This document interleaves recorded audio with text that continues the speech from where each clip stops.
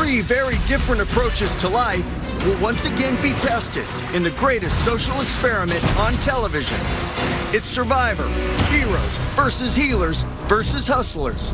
Oh yes, finally, we can answer the age-old question that's been tormenting me for years. Thank you, Jeff. Thank you. You know, I kinda miss Survivor themes. Were they corny as hell? Yes. Were they sometimes extremely funny? Also yes. So today I'm going to go through the 11 tribe division themes and rank them based on whether or not I think they were a good idea conceptually. And because this is the internet, this ranking will be done in the form of a tier list. I may be 4 years late to this trend. But what makes a good tribe division? Well, there are 4 criteria. First, it has to be natural. If I look at a tribe division, I should understand exactly why production thought this was a good idea. I should not be wondering if it was the intern's day to decide the theme while everyone else was too busy playing hacky sack or something. While being natural, it should also be wholesome. I should look at a tribe division and go, yeah, this is a bit of fun, no one's going to get seriously hurt by this. I should not recoil in terror when I hear the concept pass through Jeff's mouth.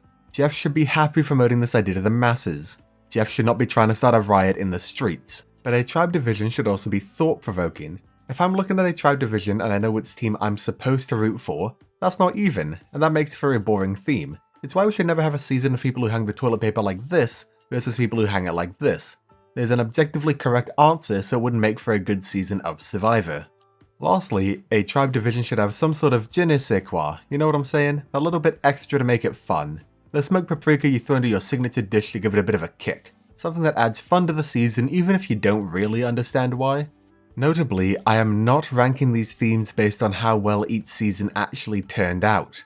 I don't care if Caramone is a top tier season, or if David vs Goliath made you bust out in hives.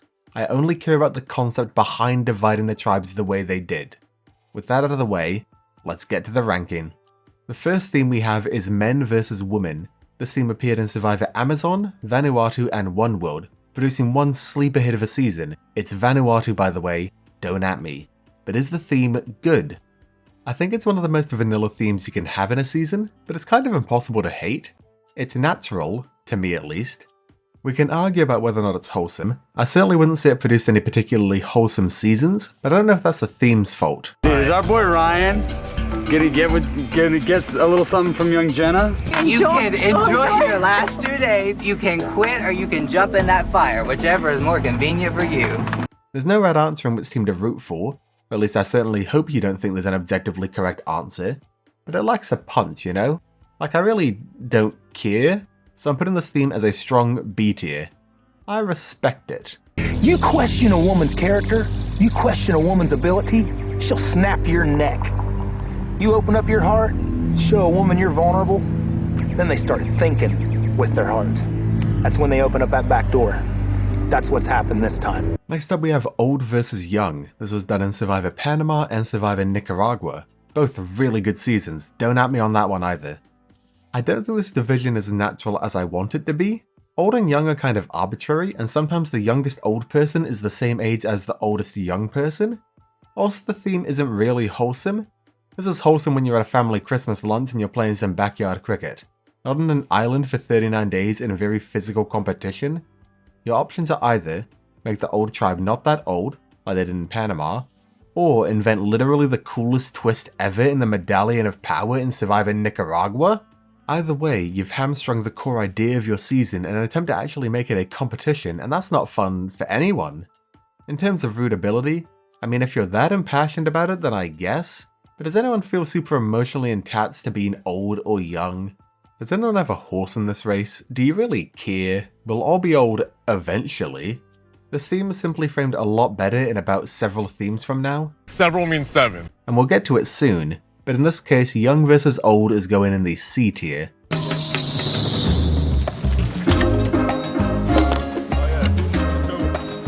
Damn, better not strike out. That's a real bum. We haven't really prioritized anything yet. And we gotta figure out how we're gonna get water, how we're gonna get fire, how we're gonna get shelter. But at least it can't get any worse from here. They have been divided into 4 very unique tribes. Asian American, Caucasian, Latino, and African American. Alright, so this one is going in the F tier. I'm so sorry. I used to really like Cook Islands, but this theme almost got Survivor cancelled before the season even aired. Anything that risks my favourite show like that cannot be given a good ranking. Is this theme natural? God, I hope not. Is this theme wholesome? God, I hope not. Does this theme have a correct team to root for? God, I hope not. At least that's one positive. I'm not going to pretend to be aware of the political climate of 2008. I was too busy being 9 at the time to have a really strong opinion. But if it was too much for Coca-Cola to handle, and spawned a surprisingly large number of Survivor parodies on late night TV at the time, which in of themselves have not aged particularly well, then I'm probably going to call it a bad idea. Although props for giving us the most diverse season of the show, I do think the essence of Survivor is bringing people from different walks of life together to see how they form a society. Just like, don't do a race war? Please? I mean, is that kosher? Alright, haves versus have-nots, out of the frying pan into the fire with this one. Survivor really went back to back on the most depressing tribe divisions, didn't they?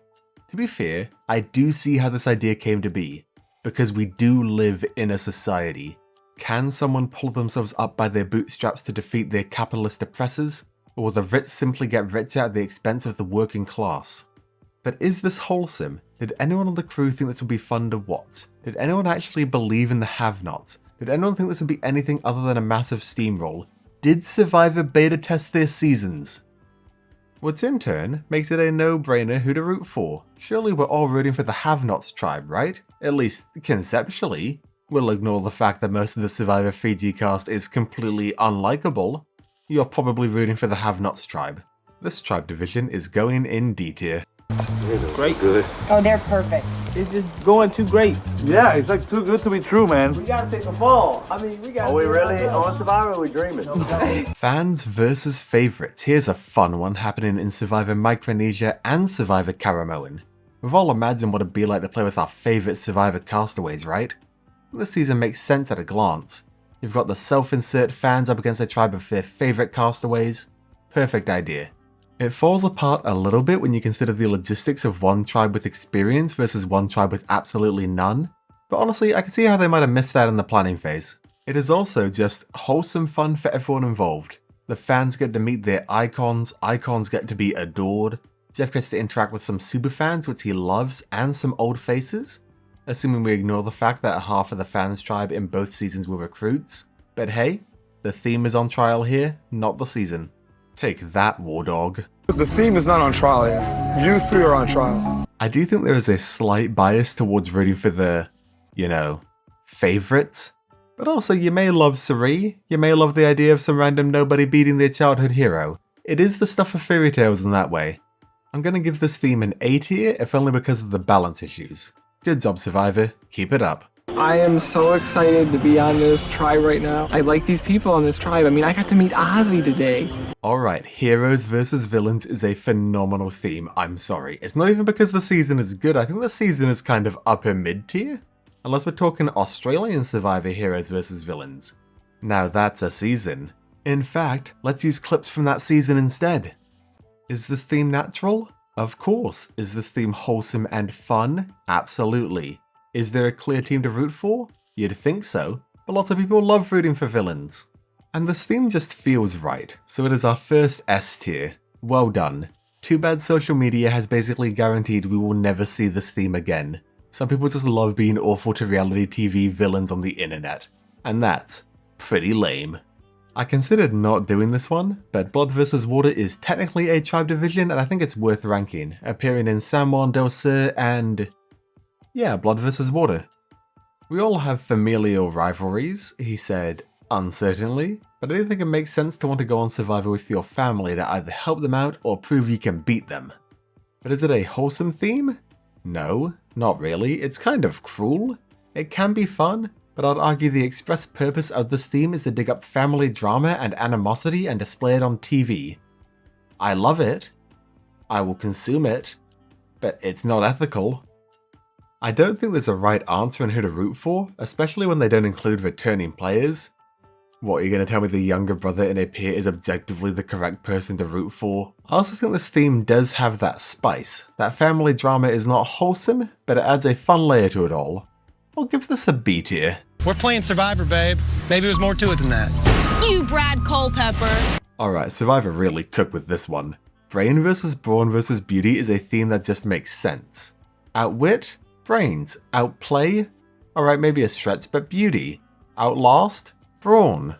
It's the perfect dissection of the strategic versus social versus physical trifecta that people have associated with Survivor for years.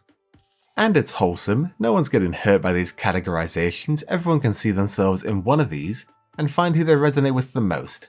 And of course there's no right answer to root for here.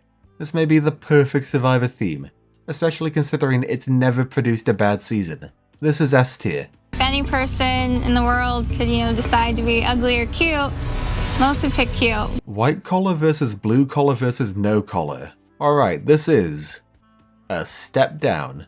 Does anyone else get the feeling they were just trying to do the same thing as brain versus brawn versus beauty, but with jobs? White collar is brain, blue collar is brawn, no collar is beauty. Anyway, I think this theme is natural enough. It's not the first thing I'd think of, but I can see where they were coming from. Does your job impact how you do on Survivor? Is it wholesome though? Not really, it ties your worth directly to your occupation, which is less fun than the abstract nature of brain, brawn and beauty. Also, I feel like we're meant to root for blue collar. The white collars are seen as stuffy sticks in the mud, and the no collar as lazy, almost hippie caricatures. So they want you to root for the average working class American. I'm putting this theme in C tier. As a coconut vendor, I seek truth. I'm a seer of real. Millennials versus Gen X is just old versus young, but way better, and gives you a chance to do so much more with it. Instead of vague concepts of youth and age, got this idea of the letter U versus YOU, or owning a home versus eating avocado on toast. They seem to strike at the perfect time, where social media was rife with people just dunking on millennials non-stop for basically just existing. It's also a bit more wholesome than old versus young, because the gap between generations is smaller, so they can go a bit harder, although it does feel a bit mean-spirited at times. And I feel like my kids that are millennials, they'll give anything a try. They'll try it with anybody, and they'll try it 80 different ways. It's also thought-provoking if you play into the stereotypes of each generation, but equally thought-provoking to hope some castaways can beat it. I think Ken put it best in his final tribal council speech, weirdly enough. But there's another word for people who are very adaptable in this game, people who can be adaptable as quickly as every 5 minutes, and that's called a flipper. I think I secretly really like this theme. I think I have to put it in A tier, I'm so sorry. Sunday, do you text? Oh yeah.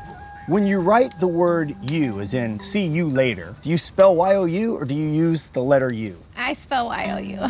Heroes versus healers versus hustlers is a tour de force, truly a tale as old as time. Survivor didn't need to think at all. Frankly, it's absurd it took them 35 seasons to finally bring the theme to life. It makes perfect sense. It's fun for the entire family. It's extremely rich and thought-provoking, finally tackling a deep core issue that plagues our society to this very day. It's such a good theme that it causes an integer overflow and loops all the way through S tier right into the bottom of D tier. When's the second one happening? You know what, make a third one while we're at it. I'm 125 pounds, soaking wet. I don't drink and I don't have a girlfriend yet. Everyone, come on, who wants to align with me? Time for the last tribe division, the reason I made this video. David versus Goliath. This season is phenomenal, right? Because of the amazing theme, right? Right? I'm not going to sit here and say the season is bad. Christian is my favorite castaway of all time. But let's really dissect what this theme means. Is it natural? Or is it a stretch? I think it's natural.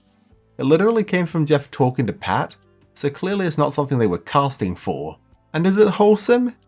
Yeah, it can be, assuming everything goes perfectly right and the Davids actually managed to beat the Goliaths. But is it thought-provoking? No, it is the most turn your brain off theme you can have. There is a right answer here. We've all read the Bible, or at least heard of it. My copy hasn't arrived yet, but I get the idea.